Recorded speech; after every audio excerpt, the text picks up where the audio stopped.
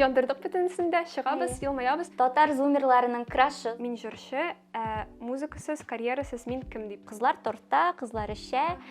Артист булырга сине беркем дә өйрәтми. Кемдер мине салкынрак кеше дип күрә. Мне кажется, надо меньше загоняться. Мин сиңа рөхсәт итәм, минем белән эшләргә, ә син рәхмәтле түгел. Шәһәрдә үскән балалар, алар ничектер иртәрәк өлгерә дип әйтимсең. Нәрсәгә син мине яратасың? Ә менә әйт инде миңа нинди булырга кирәк ди. Ул менә акыйып карады да, менә шулай иттереп. Мин начар җырлый белмим. Булды, бу факт. Нәрсәгә без монда, бу планетада нишлибез икән без? Кая бөтенләй бер бара бу? Сәлам, мин Алсу, һәм сез Тасма подкастын я карыйсыз, я тыңлыйсыз. Әйе, аны хәзер карап кына түгел, тыңлап та була. Шуңа күрә үзегезгә уңайлы стримингларда Apple Podcast, VK, Spotify-да тыңлый аласыз рәхәтләнеп. Минем каналым әлегә кичкенә, шуңа күрә лайк куярга һәм инде язылырга онытмагыз. Шулай ук беркетелгән комментариядагы сылтама буенча бераз гына матди ярдәм дә юллый аласыз һәм инде бу подкаст өчен бик зур ярдәм булачак. Миндә бүген кунакта татар зумерларының крашы, зумерларын гына түгел, бөтен кешенеке дип әйтергә була. Артистка, татар музыкасын яңа яктан ачкан кеше. Аны сез Дәфнә буларак та беләсез, Фаузия проекты буенча да беләсез. Ә үзе ул Фаузия Кадырова. Сәлам, Фаузия. Сәлам, Алсу. Ни хәл? Хәлем шәп, альбом чыгуына әзерләнәм. Шуңа күрә көчем бар, иң авыр эш инде артта калды. Һәм хәзер көтеп кенә йөрим, көтеп торам. Бу атнада чыга, кызганычка без аны подкастны алданрак төшерәбез. Синең турыдан-туры хисләреңне белеп булмаячак, ләкин барыбер шулай да сорыйм. Син бит инде күп альбомнар чыгарган кеше, күп гомумән релизлар кичергән кеше буларак, һәрвакыт ниндидер яңаша тоясыңмы, әллә ул дулкынлану һәрвакыт бер төрлеме синең? Ул дулкынлану бер төрлерәк, чөнки ул барыбер бер-берсенә ашаган ритуаллар аша бара, бер-берсенә ашаган этаплар аша чыга. Менә бу дөньяга шуңа күрә шул ук хисләр, шул ук дулкынлану, әзерләнү, әмма бу вакытта менә бу альбом белән тагын да катырак дип уйлыймын, чөнки хәзерге менә шул Вип хатын альбомын аны күбрәк көтәләр, күбрәк кеше минем турында белә һәм шул инде ожидание реальность дип. Ягъни кемнеңдер өметләрен акларга телисең, шулай. Но миңа калса иҗатта үзеңә рәхәт булса, үзең довольны булсаң, шушы альбомнан шул җитәдер дип уйлыйм. Яки син инде хәзер профессиональ артист булгач, алай дип кенә санамыйсыңмы? Юк, мин чыннан да сине әйтмешли саныйм, чөнки ул чын хисләр, чын күңелдән язылган җырлар һәм үзем аларга ышансам, аларның фикерләренә, эстетикасына ышансам, әлбәттә аны кеше хис итә, белә, таный һәм ул бәлки хәзер түгел, бәлки берничә елдан, белмим, 10 еллыктан, 20 елдан кеше шул җырларга кайтып, нәрсәдер үзе өчен таба алыр дип уйлыймын. Әйтеп китергә онытканмын, сез подкастны бер үк ахырына кадәр карап бетерегез, чөнки сезне бик матур бүләк көтәчәк. Фаузия белән бергә без аны әзерләдек. Шуңа күрә карап бетерегез, тыңлап бетерегез обязательно. Бүтән әйберләрне соңрак аңлатырбыз.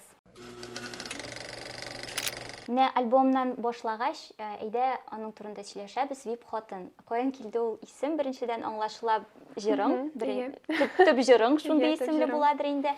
Чыккан сниппетларда шул ук тематикага багышланган, ягъни син хәзерге татар кызының образын стереотиплардан арындырып, шул якка таба уйлап чыгарасыңмы, яки? Ул ничектер мета-ирониягә килә. Әйе, бу терминны мин казаклардан, безнең мин дә яратам аларны. Әйе, казаклардан алдым. Шундый интернетта феномен булган иде. Бер вакытны бик каты теге бимбокор кебек. Әмма дә ләкин Казахстанда, төрки халыклары арасында һәм иң популяр булды ул шул вип казашка дигән әйбер. Күргән бардыр. Бәлки без менә монда шул мемнарны керттербез, куярбыз. Һәм ул мине шундый илһамландырды. Ул ниндидер казах милләтендә дә ул бит шундый хатын, ничек әйтим инде, күбрәк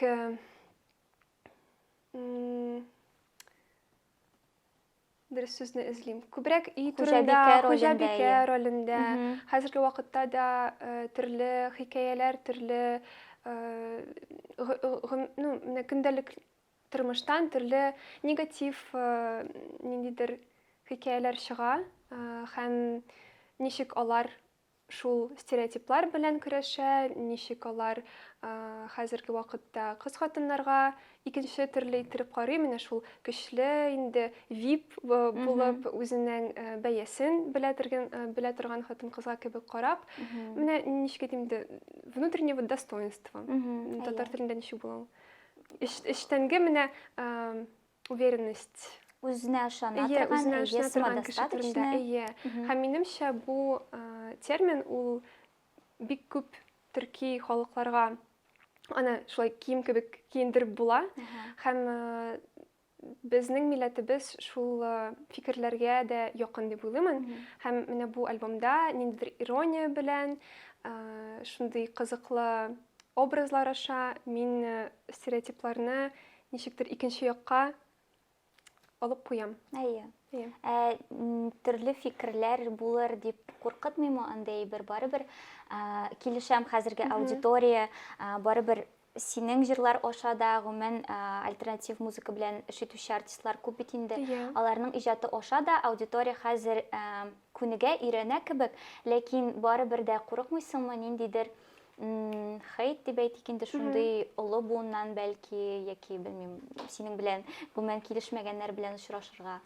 Курыкмыйм, чөнки беренче альбом чыккач мин аның белән очраштым. Саф фикерләремдә булса да, кеше аны ничектер үзенең башында уйлап бетерә дә, менә шундый проекциясын күрсәтә, ягъни. Үз проекциясын күрсәтә. Минем андый фикерне җырга кертүем булмаса да. Һәм андый бер барыбер булачак. Мин аннан курыкмыйм. Бу җырлар минем аша үтте, минем аша туды.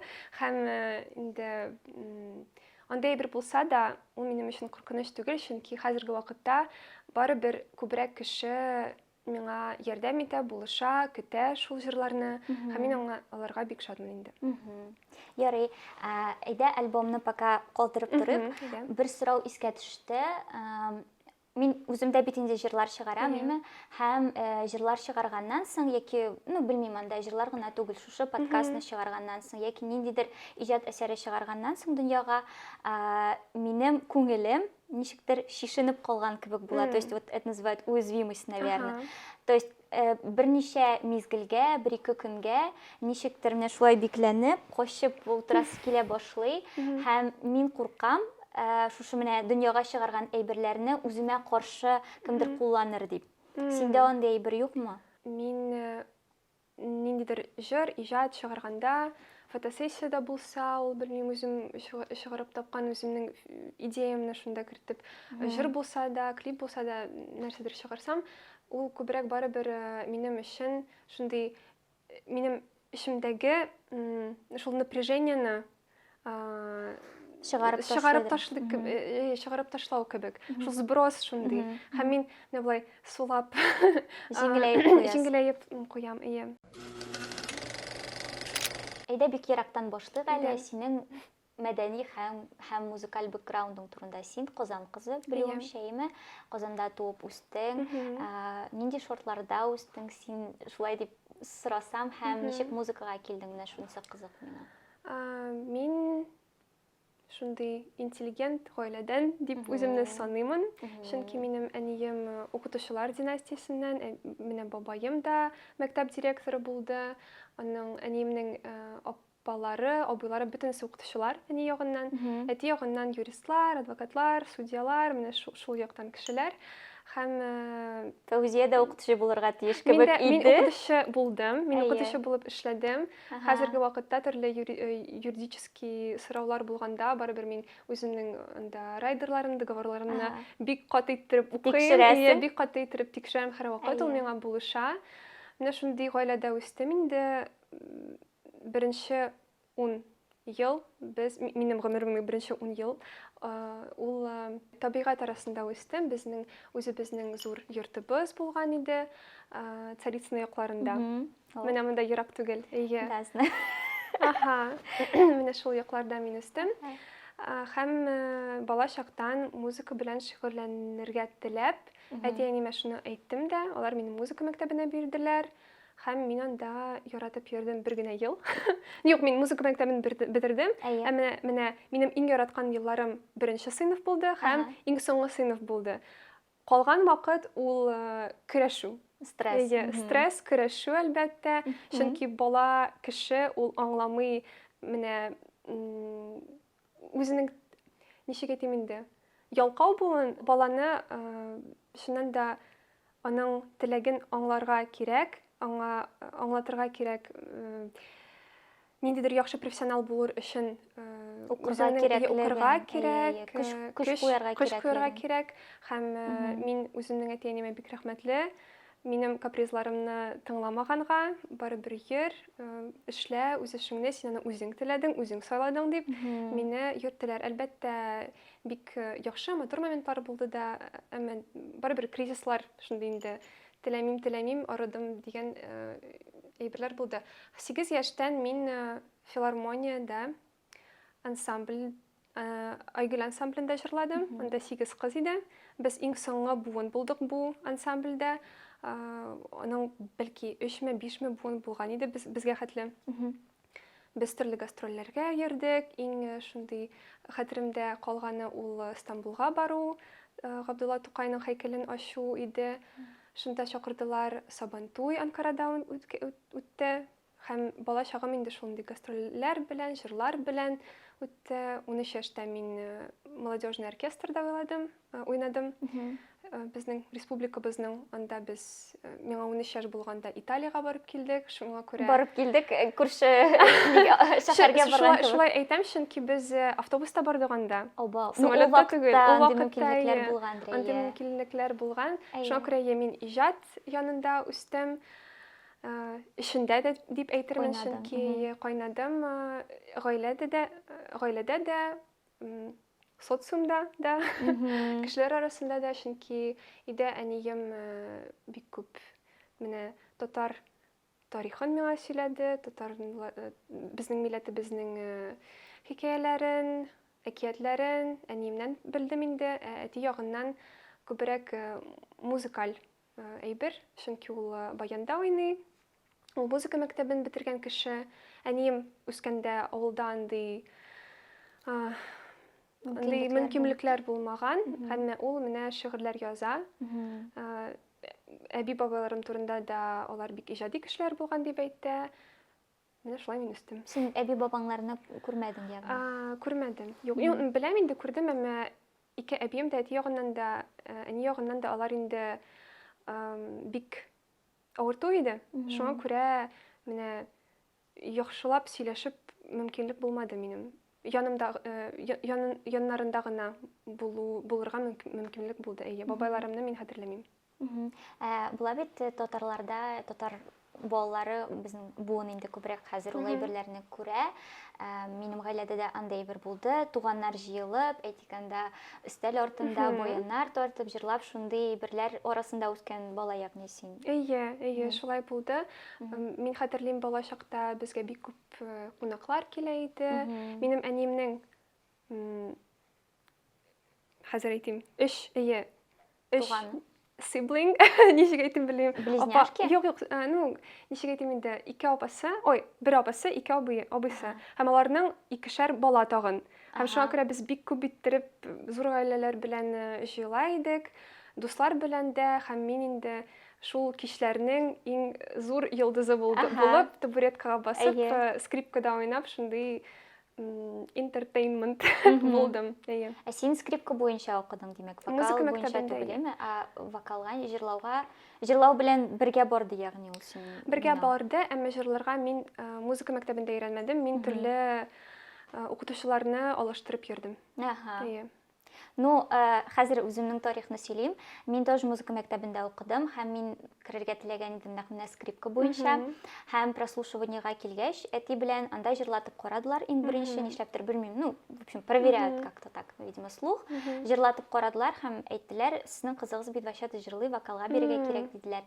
Һәм Мин ул вакытта шуның хәтле үпкәләдем әтиәнигә, ләкин 6 ел вокал укып, шулай бик бәхетле булдым дип әйтимсең инде, һәм как-то через ненависть к этому пришла, хотя, мәсәлән, укырга кергәнче, балачак балалар бакчасында тоже җырлап йөргән бала дип әйтик инде.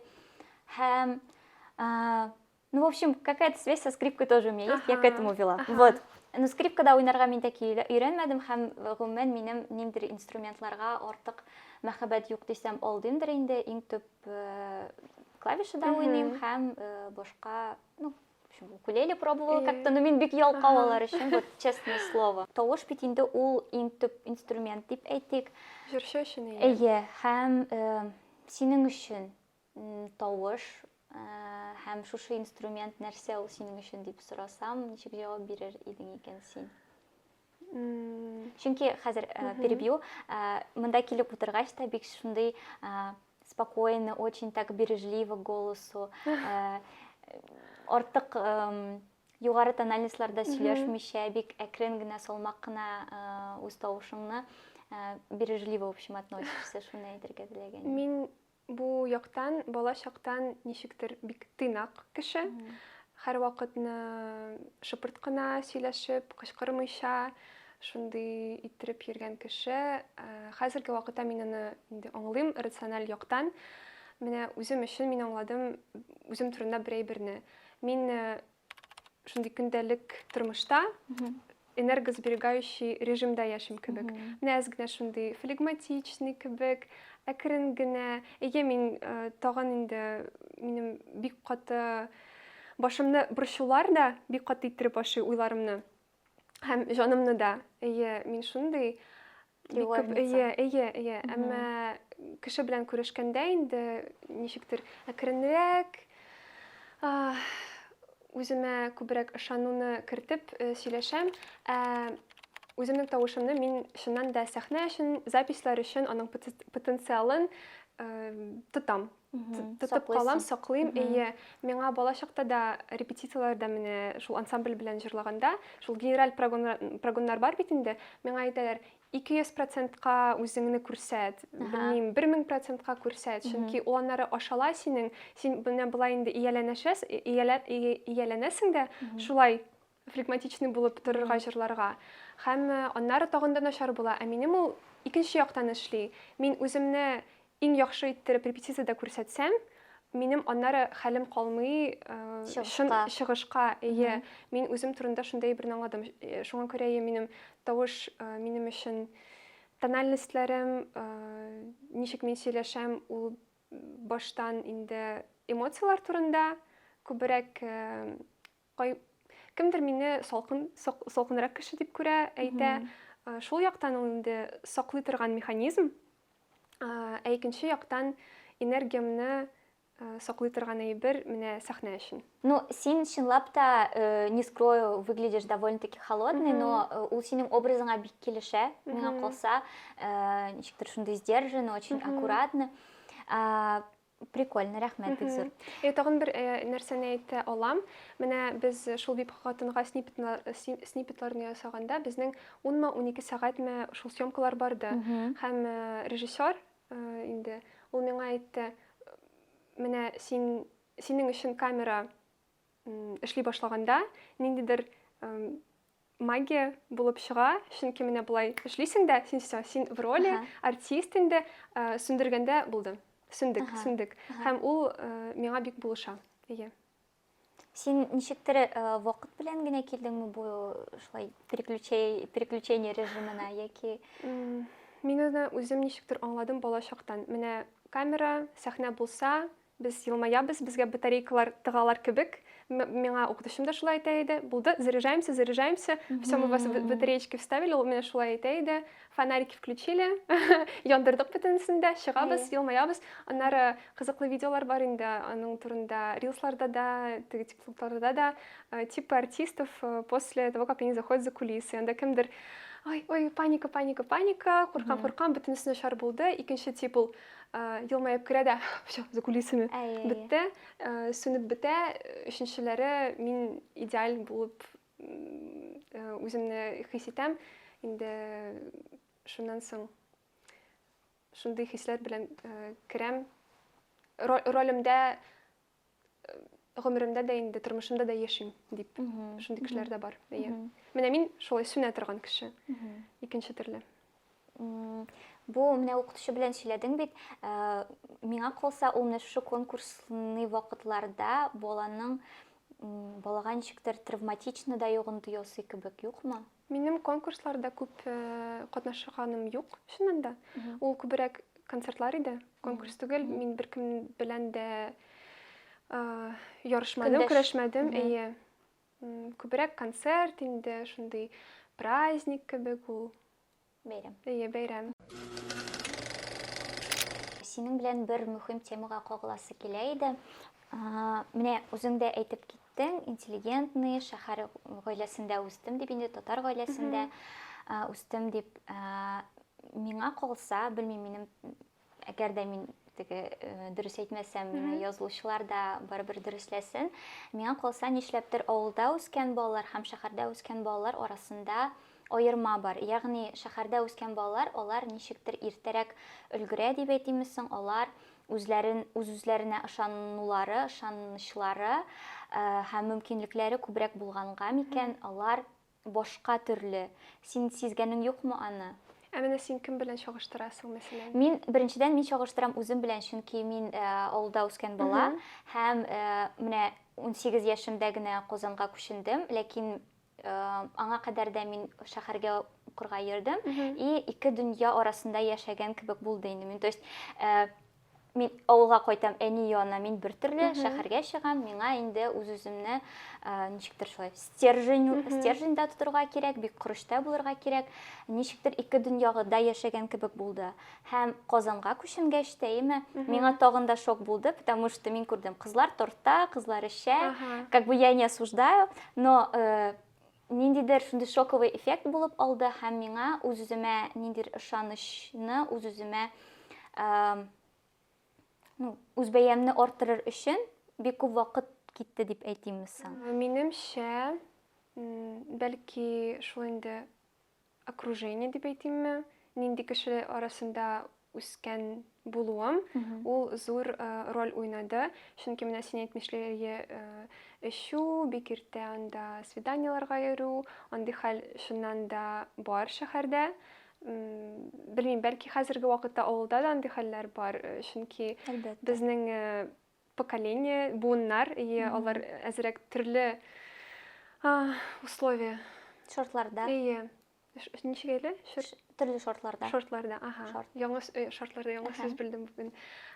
Төрле шартларда үсә һәм ул районнан да тора бит. Минем мәктәбем 18-нче мәктәптә башта укыдым, ул Муштари урамында инде, шәһәр үзәге. Беренче музыка мәктәбе тагын шәһәр үзәге. Аннан соң 96-нчы гимназиягә күчтем. Ансы да шәһәр үзәге, инде шул күбрәк сәнгать белән, фән белән бәйләнгән кешеләр күбрәк минем янымда булды. Менә гаиләләр дә, балалар да бик, ничек әйтим инде, благополучный яктан. Алар арасында да инде төрле начарлыклар булды, ансы да бар. Әмма барыбер минем ничектер минем гаиләм шуннан яклады, бик катты иттереп, шуңа күрә мин андый әйберләрне хәтерләмим. Әмма менә иртәрәк үзеңнең балачактан үзеңнең максатыңны белү, ул ниндидер менә требование кебек булды. Кешеләрдән дә, укытучылардан да, әти-әнидән дә, һәм ул мин шулай уйлыйм, шәһәрдә үскән балаларда зурырак һәм күбрәк, чөнки авылда үскән балаларның минемчә шундый сыйфаты бар, ничек әйтим инде, менә мәсәлән, әнием укытучы, шуңа күрә мин дә шул ук мәктәптә укырга тиеш, белмим. Әтием, белмим, бухгалтериядә эшли, шуңа күрә мин дә шул якта эшлим. Ферманы карый кемдер, шуңа күрә ул миңа да күчә инде, мин шул якка карыйм, ниндидер предопределенность кебек бер бардыр дип уйлыймын. Менә чөнки миңа әнием ничек сөйләде, менә минем бик каты да артист буласым килде.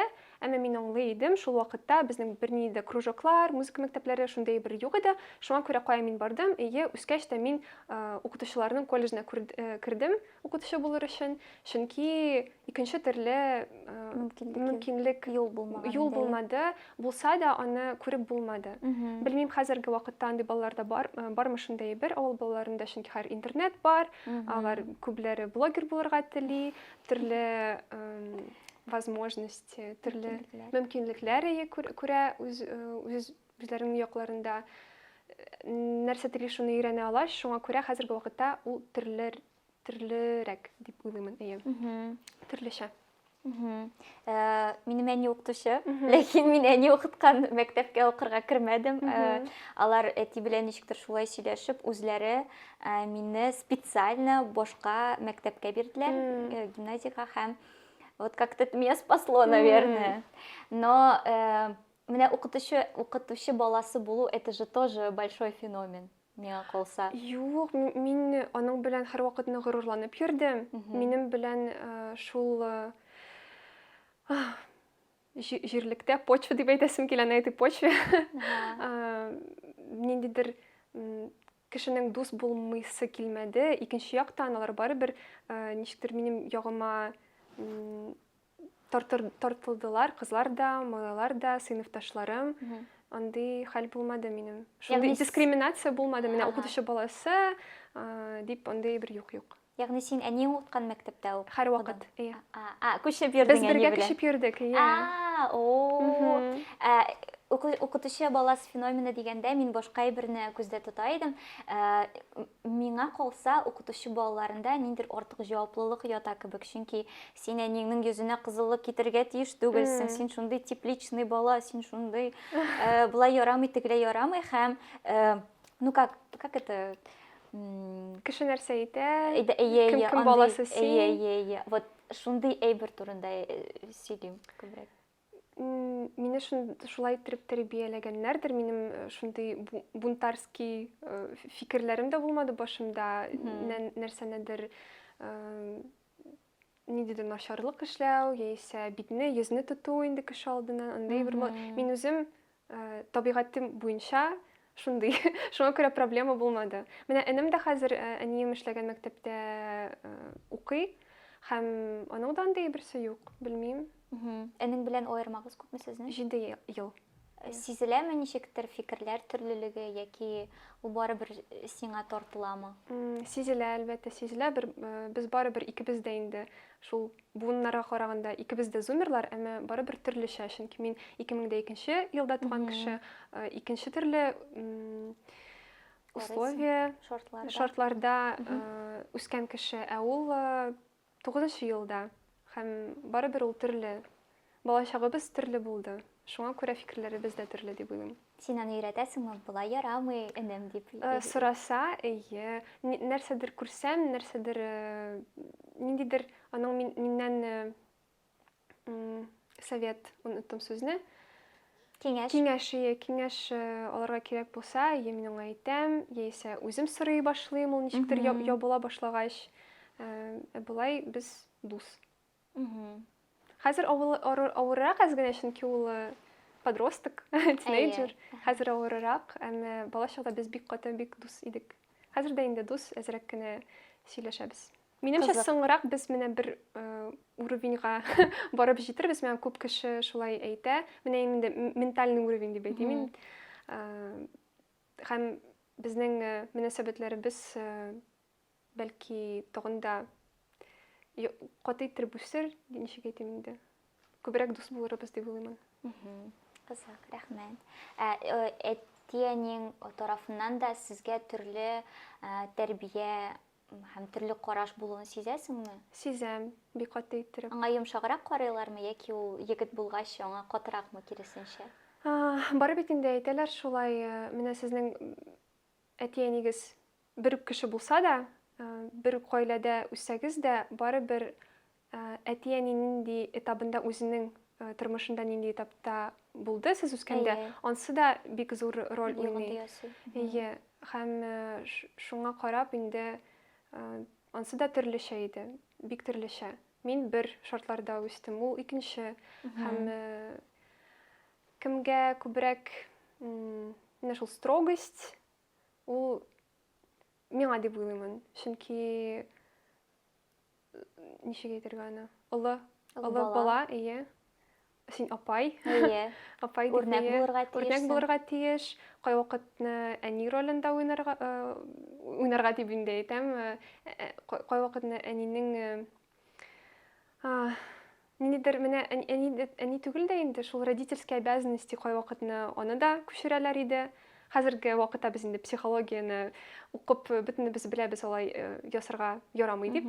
Әмма андый хәлдә булды, ие, шул синдром старшей сестры ул әле дә бар миндә. Шуңа күрә мин кай вакытны ниндидер киберконтроль белән көрәшәм. Ну, вот сталкиваюсь именно. Һәм Күзгә күз. Ие, һәм икенче яктан шул контролер булу, бәлки миңа шулай зур иттереп музыкада үсәргә дә булышты. Онсы да бар. Расскажи подробнее. Музыка турындамы? Ничек ярдәм итте ул сиңа? Русча әйтим, дотошность. Ага. Бөтен әйберне тикшерү, дөрес иттереп, менә җиренә җиткереп эшләү, шул яктан булышты. Һәрбер җырны, һәрбер текстны, тәрҗемәне дә, визуал, бөтенесе план ясау, белмим, контент план, кризисный план, нәрсә булса да, менә шуны мин үземдә тотам. Ну, синдә дисциплина дигән әйбер көчледер инде. Көчле, юл, менә бала чактан андай бер бар. Менә шул музыка мәктәбе мине өйрәттедер шул дисциплинага. Ие, беренче елны ул бик күңелле иде. Менә мин скрипка ярыйм, кызык, как у нашего кота дигән әйберне. Йөз тапкыр уйныйсың да. Аннары икенче сыйныф авырырак, һәм теләмим инде минем килеп чыкмый. Ул менә шул теләкнең китүе, ул килеп чыкмаганнан, ниндидер моментлар килеп чыкмаганнан туа иде. Әмма барыбер аның белән көрәшеп, менә до идеала, когда доводишь, барыбер менә шул арпеджиолар белән, гаммалар белән килеп чыккач инде ул шундый яхшы дофамин бирә. Хәзерге вакытта да шулай. Үзең белән канәгать. Ие. Син һәр вакытта үзеңнең артистка һәм профессиональ музыкант булырга теләвеңне, шушы максатыңны белә идеңме, яки бер этапта билгеләдеңме син аны үзеңә? Мин аны бала чактан белдем. Менә шул балалар бакчасы возрастыннан дип уйлыйм, яшеннән дип уйлыйм. Әмма әлбәттә 9нчы сыйныфтан, 14-15 яшь булганда бу бик серьезный әйбер түгел дип, бу авыр түгел дә инде. Акчасыз урын, артистлар күп, конкуренция зур, ниндидер менә стабильный эш табырга кирәк булуны гаилә ягыннан да ишеттем, үзем дә инде шул якка уйлый башладым. Әмма барыбер бу минем әйберем түгел дип бу фикерне калдырдым мин. Аллага шөкер. Ну, синдә бит укытучылык тәҗрибәсе дә булды. Булды, ие, мин эшләдем. 9 ай 9 ай дидең син. Университетта укыганда мин репетитор булып эшләдем. Телләр укыттым. Телләр укыттым. Хәзер дә менә кай вакытны мин вокал ягыннан инде дәресләр бирәм. Кызык. Ну, кешене укыту ансы тагын да кызыграктыр инде миңа калса. Син үзең вокал белән шөгыльләнәсеңме? Кемгәдер укырга йөрисеңме яки җитәме булай да? Җитми, әлбәттә, минем төрле фишкаларны өйрәнәсем килә, әмма хәзерге вакытта мин әле вакытка укытучыны тапмадым. Менә Казанда мин белмим кемгә бара алыр идем мин үзем. Ниндидер инде топка керә торган укытучылар, алар бер дәрескә 30 мең ала. Кайчан булса да барып җитермен әле анда да. Телим өйрәнергә әлбәттә. Ниндидер әйберләрне YouTube'тан өйрәнергә тырышам, әмма куркыныч, чөнки бер ниндидер дөрес эшләмәсәң, ул инде ниндидер проблемага була ала. Ниндидер башка махсус уку йортына керергә теләгең булмадымы? Ну, әйтик, консерваторияларны беләбез инде без ничек укытканнары. Ну, Мәскәүдә һәм башка җирләрдә күп бит инде шундый кызыклы юнәлешләр буенча, яки кирәкми мондай бер. Кирәк, әлбәттә кирәк. Менә кешенең вокалист булырга теләсә, укытучы булырга теләсә, мин шулай уйлыймын. Әмма артист булырга сине беркем дә өйрәтми һәм аны үзеңә өйрәнергә кирәк. Шуңа күрә минемчә бүгенге вакытта, белмим, кызганычкамы, юкмы, шул популяр булу, концертларга йөрү, кешенең сине чакыру, ул күбрәк синнән тора, вокал ягыннан да түгел инде бу. Ул ничек үзеңне сата аласың? Шулай. Әлбәттә, ниндидер база булырга тиеш, аны белергә кирәк. Музыка мәктәбе булса яхшы.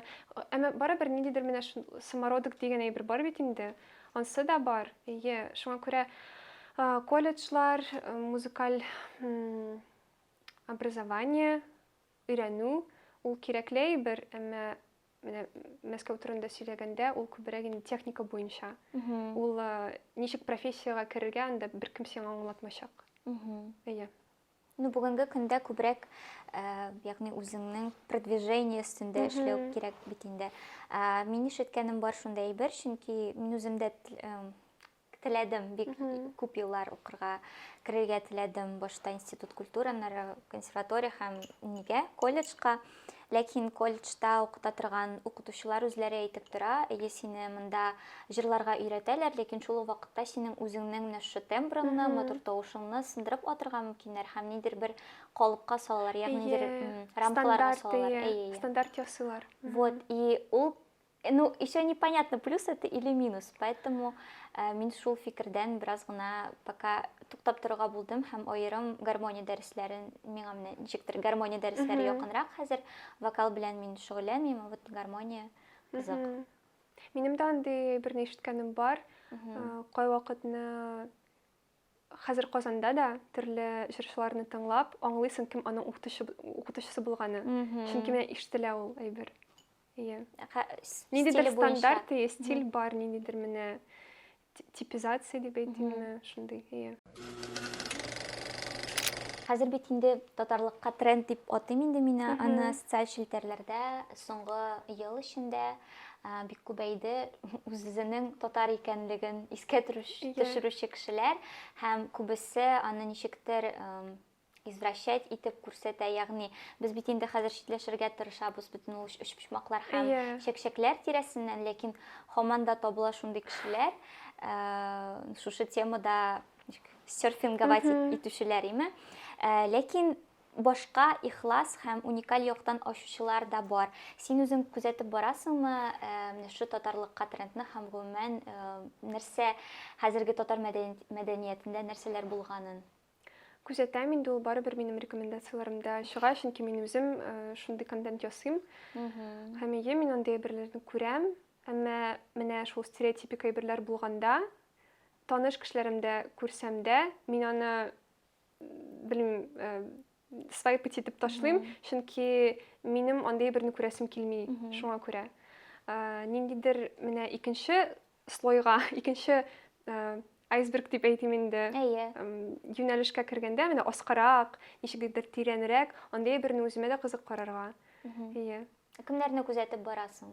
Гүзәл ишеләрне, наверное. Айгизәне бик яратам, аның әтисен, Рамис Латыйпов, аны да яратам, менә шундый ниндидер тарихи әйберләр турында. Сөембикә дигән кыз бар, аны да күзәтәм.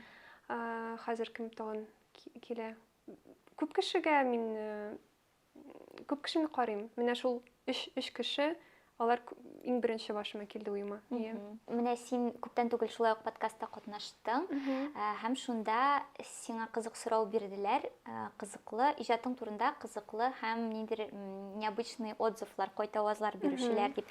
Менә синең үзеңнең иҗатың аша үзләренә татар дөньясын һәм музыкасын ачкан кешеләр белән андыйлар бармы? Ягъни алар сиңа кайтаваз бирәләрме, язалармы сиңа? Һәм нинди фикерләр килә синең үзеңә? Мин үзем күзәткән кешеләрнеме? Үзең күзәткәннәрдән һәм бәлки сиңа аерым ничектер язып исеңдә калганы бардыр.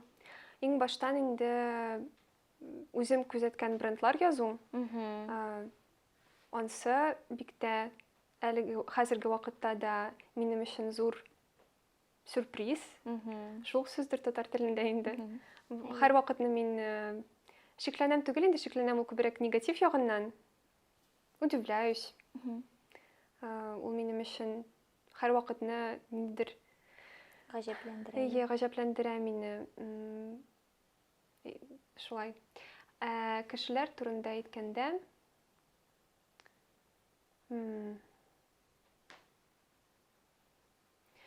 мин хәтерләмим кем иде ул кеше, әмма аның хатын хәтерлим. Ул минем истә һәрвакытны. Менә кыз җыры чыккач, ул июнь ае иде. Бәлки 4-5 көннән соң бер кыз язды. Шул җыр аңа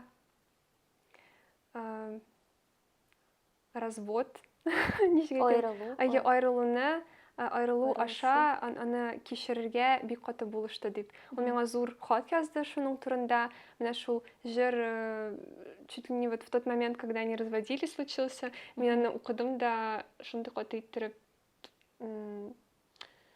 шундый күбәләк эффектын тойдым. Чөнки без кайвакытны белмибез, безнең текстыбызмы, фотобыз, ниндидер кечкенә видео кемнеңдер тормышына нинди зур өлеш кертә ала. Тәэсир итә ала ничек итеп. Шундай әйберләргә мин һәрвакытны гаҗәпләнәм. Гомумән иҗат кешесенә һәм ниндидер халыкка энергия биргән кешегә кайтаваз алу ул бит инде, ну как мы же все немножко нарциссы, скажем так, и ул әйберне подпитывать итеп тору, шундый кайтавазлар килү бик мөһим. Ә син үзең күзәтеп барасыңмы, ничектер менә, ну, не знаю, у меня есть, например, такое, ниндидер видео кертәм икән, ниндидер кызыклы әйбер кертәм икән, мин һәрвакыт һәрбер комментарийны могу укып барырга һәм минут сайын тикшереп торырга бөтен әйберне, ага, залетел, не залетел. Минем бар менә шул обновлениены тикшерү һәрвакытны. Минем үземнең ниндидер правила, Кагыйдә. Үземә кагыйдә керттем. Менә, мәсәлән, 10 минут үтсә, миндә 20 лайк булырга тиеш. Ярты сәгать үтсә, 60 минимум булырга тиеш. Мен шуңа карыйм, әзрәк булса, инде аз гына моңсу була, менә барыбер кеше миңа шундый кечкенә танылмаган видеоларга да барыбер нәрсәдер язып куя ала. Бер вакытны мин аны основная сетка профиля бар бит инде. Шуннан алып ташладым да, кемдер миңа язды, кайда бу видео, мин аны бик яратып карый идем. Ничек мин аны таба алам? Без аны белмичә кала алабыз да. Шуңа күрә хәзер мин шундай әйберләргә ничектер җиңелрәк карыйм. Барыбер. Так, блиц кечкенә генә уртада сиңа. Кыска гына сораулар, кыска гына җаваплар. Дусларың сине нинди сүз белән тасвирлар иде? Нинди дус инде, белмим, кем нәрсә әйтә. Пәри кыз диптер. Пәри кыз. Фея. Ага. Кем сине илһамландыра? Тормыш. Күз алдыңа китер. Син Казакстанга фестивальгә машинада барасың, бер нинди связь юк, элемтә юк, ләкин көне буе сиңа машинада бер җыр гына тыңларга рөхсәт бар, мөмкинлек бар. Нинди җырны тыңлар идең син? Андый хәл булган иде. Ага, так. Казакстанда барсам, машинада. Ул ничә сәгать икән? Ну, узак дип әйтим. 5-6 сәгать булсын, допустим. Алайса, нинди булса да ambient җыр тыңлар идем, сүзсез. Бәлки аны җыр дип атап булса, шундый менә ambient тавыш булды. Шунысы миңа җитә. Нинди булса да шундый чан для медитации, шундый әйберне тыңлар идем. Мин уйлаганым, син тынычлык дип җавап бирерсең, дип дөресен генә әйткәндә, ягъни бөтенләй дә музыкасыз. Аларга ярый булса музыкасыз, алай тагында бетрәк. Тыныч кына музыкасыз. Ага, киләсе сорау. Артист буларак иң курыккан әйберең? Тавышсыз калу. Яраткан ризыгың һәм яратмаган ризыгың? Яраткан ризыгым балык ашы. Нинди булса да, белмим, шундый классик ашта финская уха, менә мин балык ашын бик тә яратам. Иң яратмаганы ничек атала ул? Теге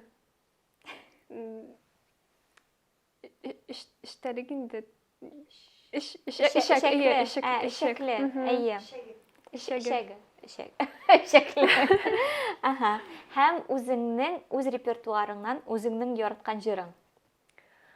Хәзерге вакытта менә яңа альбомнан әйтермен инде хыял. Син үзең дә әйтеп киттең, профессиональ артист булу ул берникадәр рисклар белән бәйле, ягъни стабильлек юк дигән әйбергә тартымрак инде. Куркытмыймы сине андый әйбер һәм как профессия кормит, не кормит, вот как ты к этому относишься? Андый әйбер әлбәттә бар, сезон дигән әйбер дә бар. Билгесезлек дигән әйбер дә бар тормышта. Шул яктан ләкин минемчә бүгенге көндә һәрбер кеше стабиль эш белән дә андый әйбер белән күрешә. Без белмибез нәрсә була иртәгә, шуңа күрә бөтен дөнья шундый хәлдә булганда, миңа ничектер тынычрак, мин үзем генә бу Боткада әйләнү мәдәниәте. Мин үзем генә түгел бу боткада әйләнү. Һәм барыбер инде ул ниндидер стресс кичерә, менә концертлар булмаганда, белмисең, бәлки инде булды, кеше миннән туйды дип уйлыйсың. Кайвакытны уйлыйсың, ярый инде әзрәк гонорар сорарга ярый иде. Аннары гонорар бөтен кешене дә, ничек әйтим, удовлетворяет. Аннары уйлыйсың, ярый күбрәк сорарга да булыр иде дип, андый әйбер дә бар. Белмисең, киләчәк билгесез әйбер ул. Һәм барыбер менә мин дустым белән сөйләшкән идем бер вакытны. Ул креатив индустрия ягыннан күп кеше белән сөйләшкәнем бар, күп дусларым шул сферада эшли, һәм без бер фикергә киләбез бөтенебездә. Бөтенебезнең наймда эшләгәнебез бар. Стабильность булган әйбер бар, күбрәк акча да китерә ул бер яктан караганда. Әмма барыбер без үзебезне әзрәк акча булганда да, үзебезнең яраткан эш белән эшләгәндә, шөгыльләнгәндә, үзебезне белмим, 100 тапкыр бәхетлерәк хис итәбез. Шуңа күрә мин үземнең эшемне яратам, мин барыбер беләм минем план Б булган әйберемне, менә минем шул высшее образованием бар, нәрсәдер булса, барыбер мин иписез калмыйм. Шуңа күрә мин тыныч шул яктан. Әмма шуннан да инде креативный индустрия һәм стабильность ул төрле әйбер. Алар бергә түгел бер кайчанда. Анда бик күп факторлар. Син бик яхшы җырчы, белмим, рәссам була аласың, фотограф була аласың. Әмма кайвакытны менә шундый этаплар бар, кешегә ул әйбер кирәкми кебек. Менә ниндидер этапларда. Аннары бар көннәр, мәсәлән, периодлар, сине бөтен кеше теләгән периодлар. Аны не предугадать, не предсказать. Килешәм, яраткан әйберең белән шөгыльләнсәң, ул чынлап та, вот как бы есть поговорка с милым рай в шалаше, то же самое үз эшең белән шөгыльләнгәндә, үзеңне күпкә бәхетлерәк тоясың. Мин 4нче ай китте, наймнан киттем, өйдә утырам дип әйтергә була, ләкин минем эшем бердә кимемәде, чөнки башка эшләр һәм башка ниндидер энергия йөртә. Шулай. Һәм син бит инде профессиональ артист юлын сайлагач, ничек әйтик, вошла в серьезную, җитди индустриягә кердең дип әйтергә була, һәм сине иң гаҗәпләндергән, бәлки куандырган, бәлки ничектер моңсуландырган әйберләр булдымы? Гаҗәпләндергән дип әйтик инде. Иң яхшы яктан ул минем иҗатым кешегә кирәк булуын тою. Иң яхшы ягы. Иң моңсу ягы ул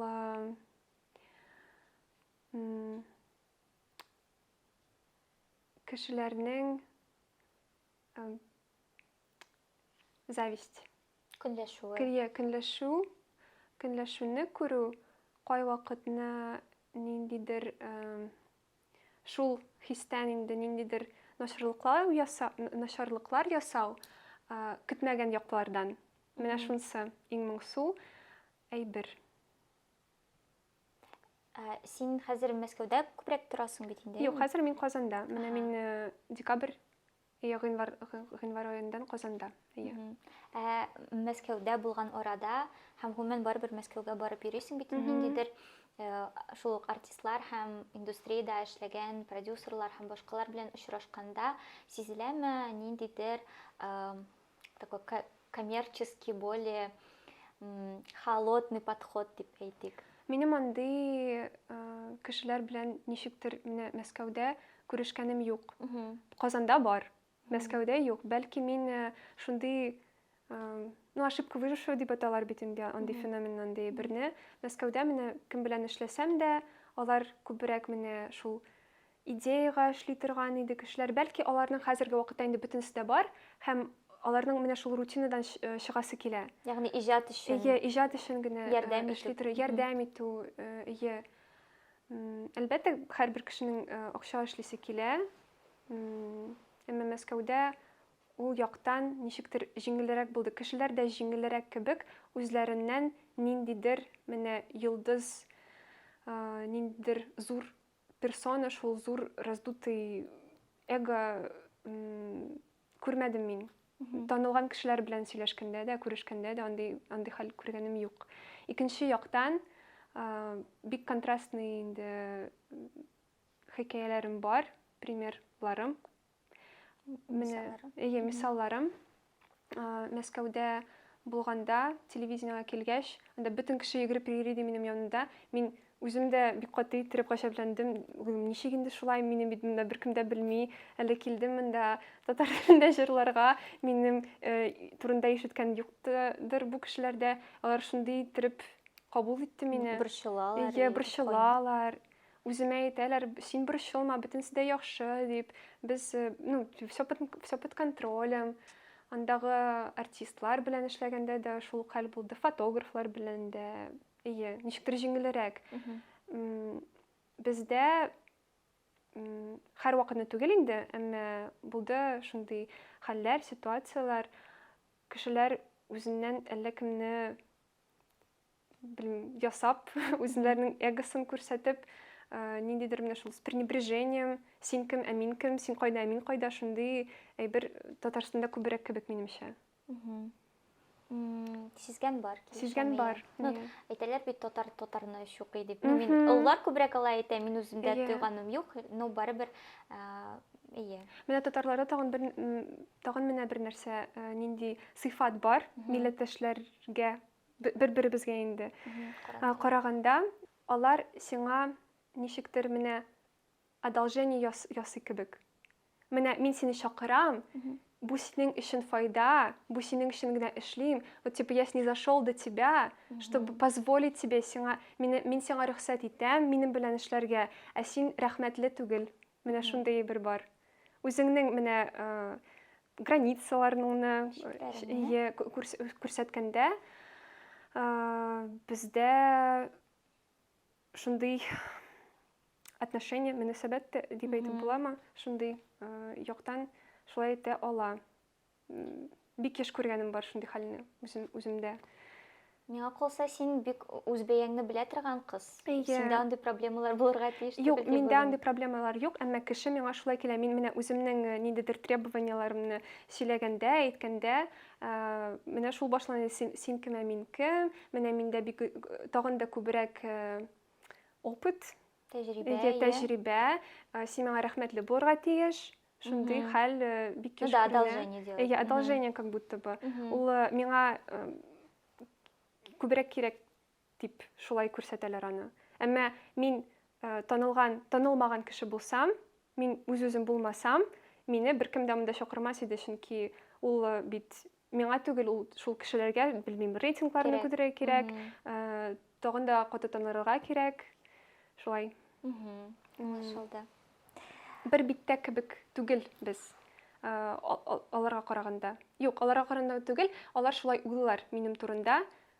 ул күбрәк сотрудничество түгел инде була алар ягыннан. Ул күбрәк менә мин сиңа булышам дип күрсәтә. Әмма вот через уничижение. Син андый вакытта юк, кирәкми алайса дип Мин китәм генә борылып китәм. Аңлашылды. Кызык. Үзбәя темасына мин сөйләшеп алырга идем, чынлап та, ләкин барыбер подкаст барышында бу тема бик әйбәт ачыла. Шуңа аерым тукталсак буламы? Була. Барыбер. Менә әйдә башлык ерактан инде. Үзбәя дигән әйбер, ул бит инде вакыт белән килә, нарабатывается. Синдә андый әйберне үстерү, үзеңә ышанычны үстерү белән син эшләдеңме аның өстендә, юкмы? Әллә ул ничектер гаиләдә шундый шартларда үсүң белән бәйлеме? Гаиләдә дә андый әйбер булды. Әмма менә үзем инде эшли башлагач, үземнең мөстәкыйльләремдә ошибка шулай була бит. Мин хәтерлим, татар мөстәкыйль эш дип ул нәрсә мәктәптә? Самостоятельно работа.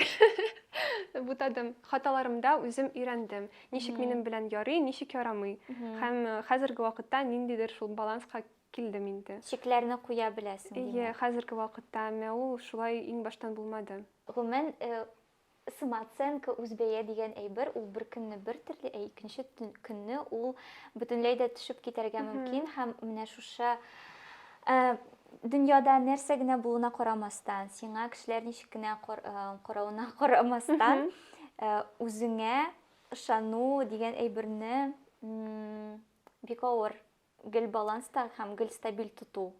Авыр. Килешәм. Әмма минем менә үземнең шундый тирән белем бар үзем турында. Һәм ул миңа һәр вакытны булыша. Мин начар эшли белмим дигән әйбер. Мин һәр вакытны башымда тотам.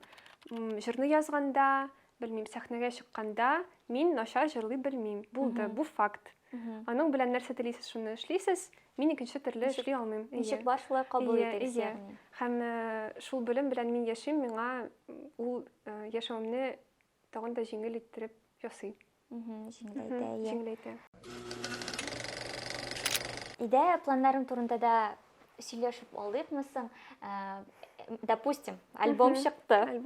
Күчик бүген бу подкаст примерно 20 мартларда чыгачак, 27 мартларда.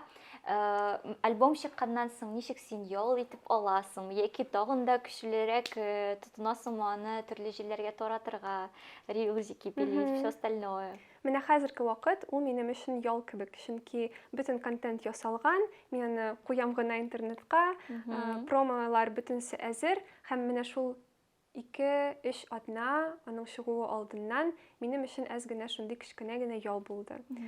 Аннары инде чыккач күбрәк эш булачак дип өметләнәм. Күбрәк концертлар, күбрәк белмим, эш, әлбәттә үземнең соцсетләремдә контент ясау, инде телефонга гына, ул ничектер җылырак аны тамаша кабул итә үзең ясаганда.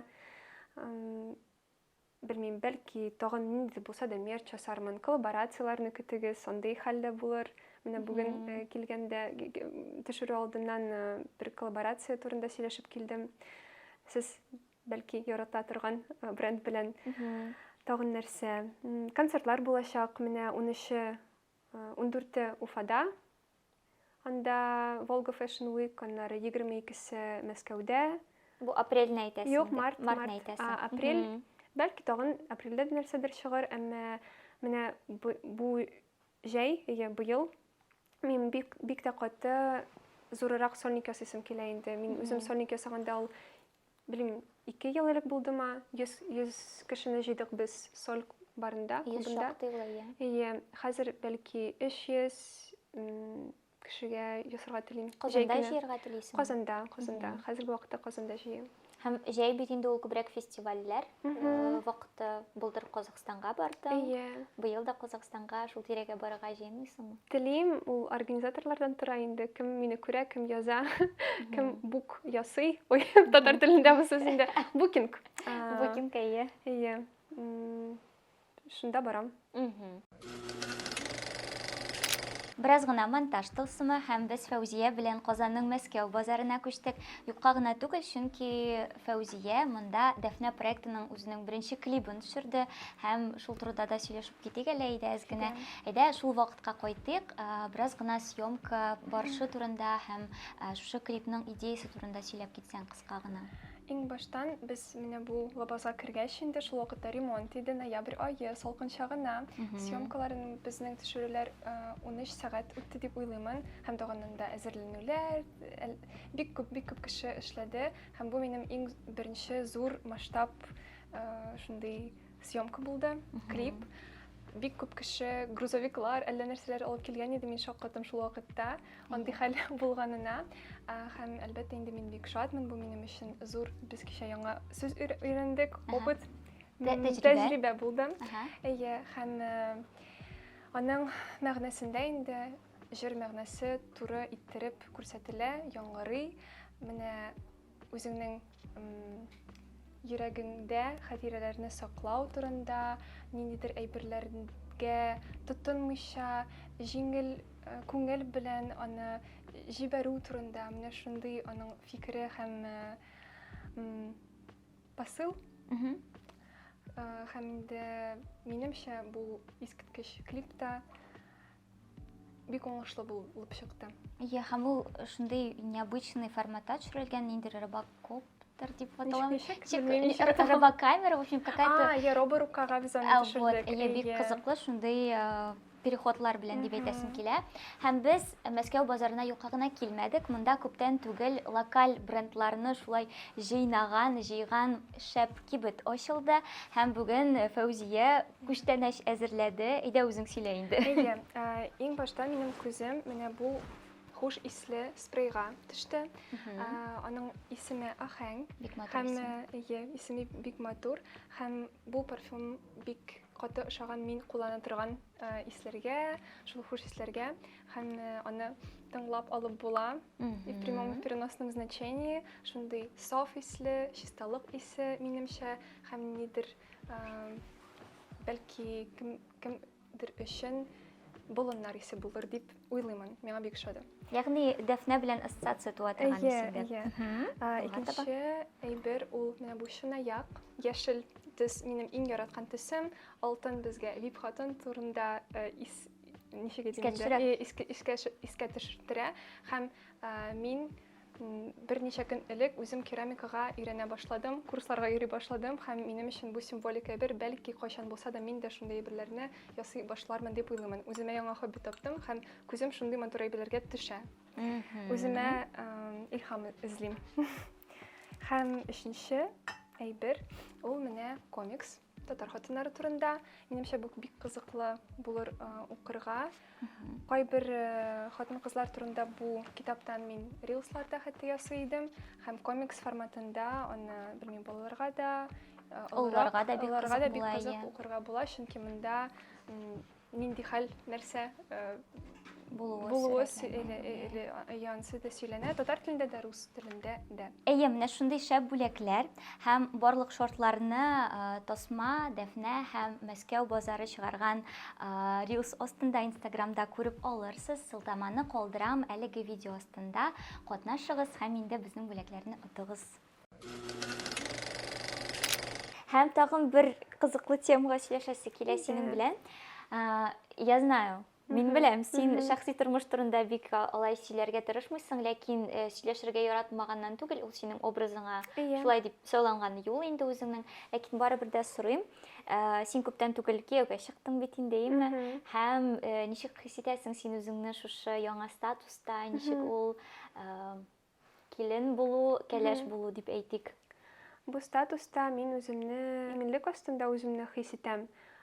Үзем генә булмаган әйбер, ул ничектер булыша тормышта да, һәм мин үземнең иң якын дустым белән яшим кебек. Чөнки без шул бытовой әйберләрдә бик ошаган кешеләр.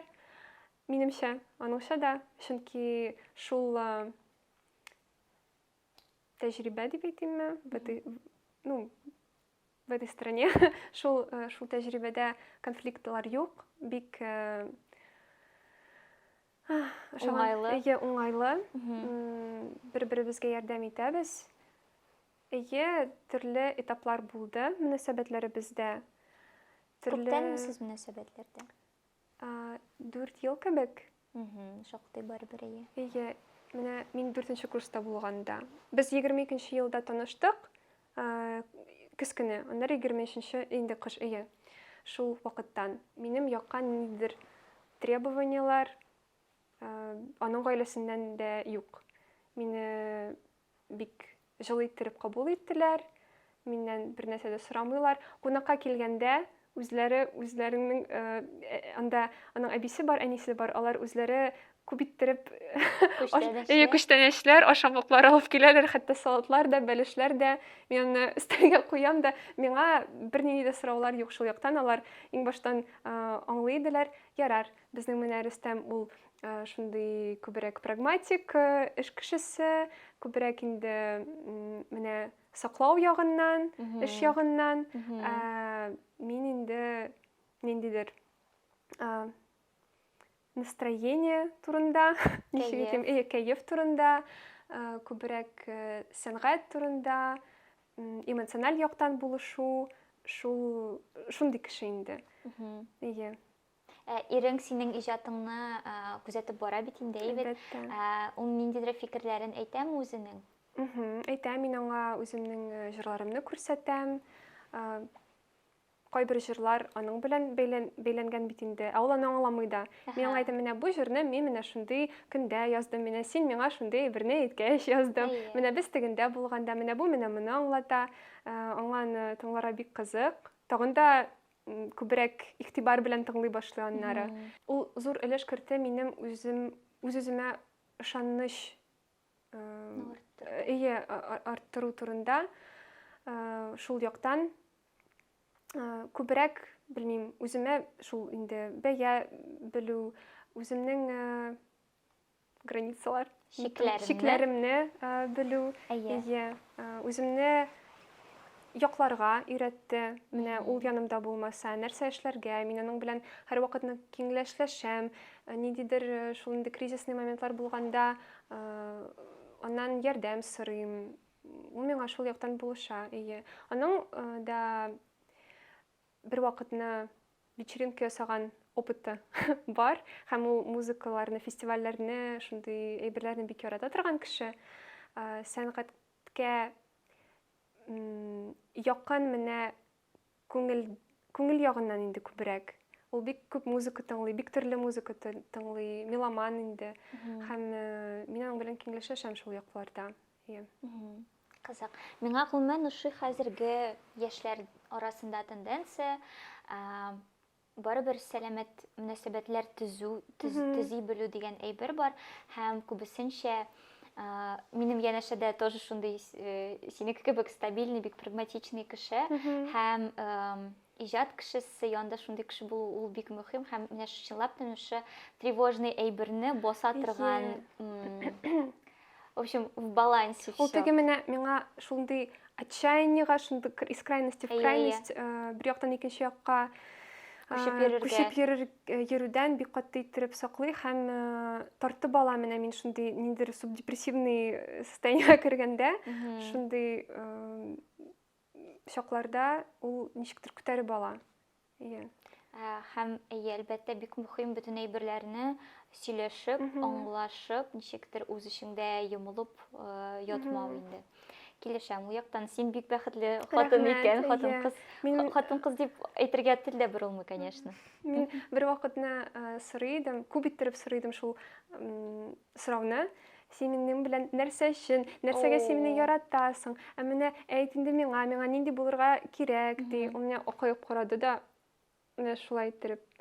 Безнең 4 яшь ара, һәм без инде танышкач, иң башта шундый сораулар белән мин аңа ташландым да, ул хәзер мин аны сорадым, син ничек шул чакны түздең дип. Ул әйтә, ярый, аңа 21 яшь кенә мин шундый ук идем. Балачага инде. Менә шул вакытта ара бәлки психологик яктан күбрәк иде. Менә иң башта. Хәзер инде ничектер Җайлашты. Иә, җайлашты. Менә гаилә кору ул бит инде барыбер җитди адым. Аңа сез ничектер сөйләшеп килдегезме, яки ул икегез өчен дә ниндидер неожиданный бер булдымы? Безнең годовщина булгач, Бер еллык. иә, бер еллык түгел инде ул, бәлки 2-3 ел булдымы. Шул көнне ул миңа тәкъдим буламы ул? Тәкъдим ясады. Иә, тәкъдим ясады. Мгм. Әмма үземнең күңелемдә мин инде аны аңлый идем, менә шул якка бөтенесе бара дип. Мгм. Һәм безнең мөнәсәбәтләр әле бер елда үтмәгәндә, шул танышу, бергә йөрү, шул вакытта без ничектер үзебезнең планнарыбыз белән булышмыйга Бүлештегез, Иә. уртаклаштыгыз Бүлештек, бер-берегез белән. иә. Иә. Һәм ошаган әйберләргә килдек. Гаилә турында сөйләшеп, кем нәрсә тели, кем ничек тели, шуны сөйләшеп алдык та, бәлки шул вакытта ул аңлашылды дип уйлыйм. Ягъни үз кеше Иә. икәнлеген аңладың син. Иә. Әлбәттә, бу елларда күп нәрсә үзгәрде. Безнең фикерләребездә дә кемнеңдер иртәрәк, кемнеңдер соңрак, әмма барыбер бер юнәлешкә киләбез һәр вакытны. Кызык. Сиңа ничә яшь әле, гафу ит? 23. 23. Син миннән кечкенәрәк 2 яшькә икән. Ләкин барыбер мин нишләптер сине үземнең яшьтәге итеп тоям, чөнки әйткәнемчә шәһәр кызлары иртәрәк өлгерә ахрысы. Бәлки тагын бер факт бар. Мин мәктәпкә миңа 6 тулы яшь булып 6 кердем. яшьтә. Иә, 6 яшьтә кердем һәм миңа майда гына 7 тулды. Һәм минем һәр вакытны минем белән аралашкан кеше, менә күрше балалары да, мәктәптә дә, музыка мәктәбендә дә, алар һәр вакытны миннән 3-4 яшькә олорак иде. Бәлки шуңа күрә дә. Әлбәттә, бу фактор йогынты ясамы калмагандыр. Мин һәр бер компаниядә иң яшь була идем һәр вакытны. Кызык. Без синең белән подкаст дәвамында бу темаларга кагылмадык, ләкин барыбер ничектер өстән генә усак була. Барыбер һәр кешенең кризисный чаклары була дип әйтәбез бит инде. Минем мәсәлән күптән түгел 25 яшь кризисы булып алды дип әйтергә була. Кемнеңдер 18дә була, кемнеңдер 14дә була. Синдә андый чаклар булдымы, экзистенциаль кризислар кичергән вакытларың? Ул минем октябрь аеннан башланды. Быел, Ул хәзердә дәвам итә. Иә. Нәрсә әйтим Нәрсә инде? белән бәйле ул синең? Ничек синдә чагыла? Октябрь аенда мин үземнең идентичность дигән әйберемне югалтым кебек. Менә инде мин җырчы, музыкасыз, карьерасыз мин кем дип утырдым, аңламадым мин аны. Хәзердә мин шул әйберне эзлим. Менә музыка булмаса, эш булмаса, менә чөнки шул эш мине шундый итеп үзенең кочагына алды, һәм мин үземне ансыз китерә алмадым каршыма. Ял итә белми башладым. Үземне гаепле иттереп хис итә башладым. Эшсез булганда, бер нәрсә эшләмәгәндә, ял иткәндә дә. Һәм менә кем икән мин? Ул кем ул Фәүзия? Менә дәфнәсез, музыкасыз. Мин нәрсә? Мин кем? Шундый сорау булды. Хәзер инде әзрәк җаваплар таптым мин шул сорауга. Һәм соңгы вакытта, бәлки бер атна элек, мин шундый фикер уйлап куйдым. Нәрсәгә мин үз эшләгән әйберләрем белән шөгыльләнәм, нәрсәгә мин бу әйберләрне яратам. Бу әйберләр, алар ничектер навязанный булдымы? Мин аны үзем теләдемме? Менә шул үземнең теләгемне дөньяның миннән нәрсә көткәненнән аерырга өйрәнәм. Аңламыйм әлегә. Нәрсәсе минеке, нәрсәсе менә ниндидер чит яктан минем теләгем маскасы, битлеге астында нәрсәсе минем тормышыма керә. Һәм инде күп уйларым кешелек турында, кешеләр турында, нәрсәгә без монда, бу планетада нишлибез икән без, кая бөтен әйбер бара бу, нәрсәгә бу кирәк, барма моның мәгънәсе. Мәгънә турында бик каты иттереп уйлыймын. Менә минем балаларым булса, аларның мәгънәсе нәрсәдә, кайда? Чөнки менә балалар турында сөйләгәндә дә, әлбәттә мин балаларны телим, әмма минем аларның ниндидер шул сорау, бу эчемдәге бушлыкны алар белән тутырасым килми. Иң баштан шул җавапларны табасым килә. Аннары гына, белмим, кешене тудыру. Менә бу минем өчен бик мөһим әйбер. Шул яраны ябу кебек. Бу бик зрелый караш, фикер дип әйтәсем килә. Ягъни син тормышның мәгънәсе турында еш уйланасың бугай. Бик еш. Мин Телеграмда да язган бар. Бер пост кебек тә чыгармадым мин аны, менә фотоны ясадым да. Шул экзистенциаль сораулар белән бәлки син аны һәрдә ача аласың. Миңа бик кызык нәрсә, мин шул вакытта яздым икән. Менә Ну-ка, укып караганда. тәрҗемә ит аны татар теленә. Сегодня я снова задалась вопросом о смысле жизни, и все никак не могу его понять и определить. Дорогой дневник. Мә үзең укый инде, ник мине Ярар. укыта? Бер яктан, мин бик озак менә бу фикер белән яшәдем. Яшәүнең мәгънәсе гедонизмда. Наслаждение, рәхәтлек алу, чөнки әмма дә ләкин менә ул ниндидер TikTok листать итеп яту, рәхәтләнү ягыннан түгел, ә менә яраткан эшең белән шөгыльләнү, матур урыннарга йөрү, шул яктан инде. Только ради чего и это. Менә бу барыбер нәрсәгә, менә бу яхшы әйберләр, алар нәрсә минем тормышымда. Бәлки гомернең, тормышның мәгънәсе юк та, мин үземне нәрсә бәхетле иттергән әйберләрне беләм, әмма дә нәрсәгә? Менә шул теге стикер бар бит инде, ат белән нәрсәгә? Просто вот какой-то вот такой круг бесконечный. Мне кажется, надо меньше загоняться. Мин дә шулай Күп уйлыйм. уйлаган кешеләр Әмма аннан озак иҗат та яшәми. туа инде. Дөрес килешәм. Дөресен генә әйткәндә, бик кызык булыр синең шушындай экзистенциаль әйберләреңне текстларыңда да ишетү, чөнки мин Фәүзия иҗатын ул проектны да күзәтеп бардым инде. Шундай бик романтик, бик шундай кызларский дип әйтик инде. Дәфнәдә күбрәк шундай миллилек белән, мавыгу белән бит инде. Дәфнәдә елан җыры, шул экзистенциаль сораулар турында. Аннары минемчә канымда дигән җыр, ансы да. Анда да андый бер бар. Һәм менә яңа альбомда чыга торган җыр Пар ат. Ул инде Тукай шигыренә, аның шигыреннән мин кушымта ясадым, калган текстны үзем яздым һәм ансы да шул экзистенциаль сораулар белән бәйләнгән әйбер. Анда шундый сүзләр бар. Мин бу уенны үтәм, хәтта үзем теләмәсәм дә. Менә мине бу җир шарына нәрсәдер китертте дип ышанам. Һәм мин менә бөтен ничек әйтим, испытание түгел инде. Шушы юлларны узырга тиеш, үзем теләмәсәм дә барыбер нәрсәгәдер, ниндидер ноктага килергә тиешмен дип уйлыймын.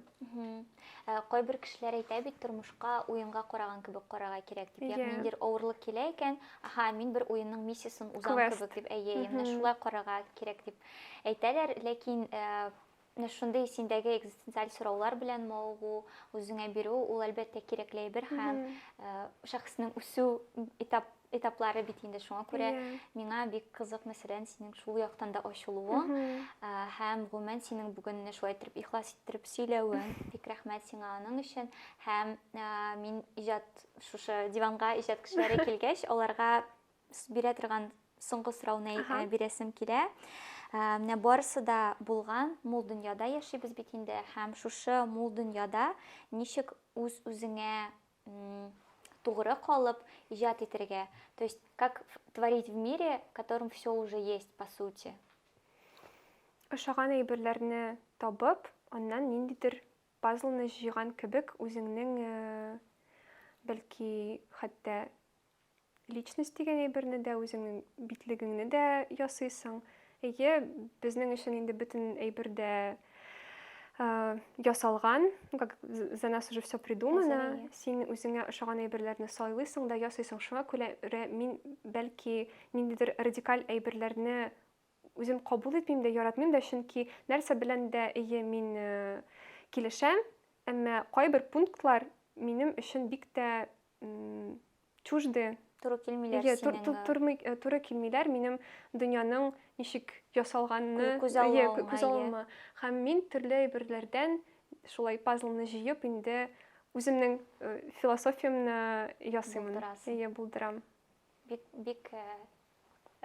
Бик шәп җавап дип әйтәсең килә. Нәрсә телисез, шуны эшләгез инде, шундый җавап. Нәрсә ошый, шуны алыгыз бу тормыштан. Башкаларга ущерб, башкаларга зыян китермәсен. Зыян китермәс, әлбәттә.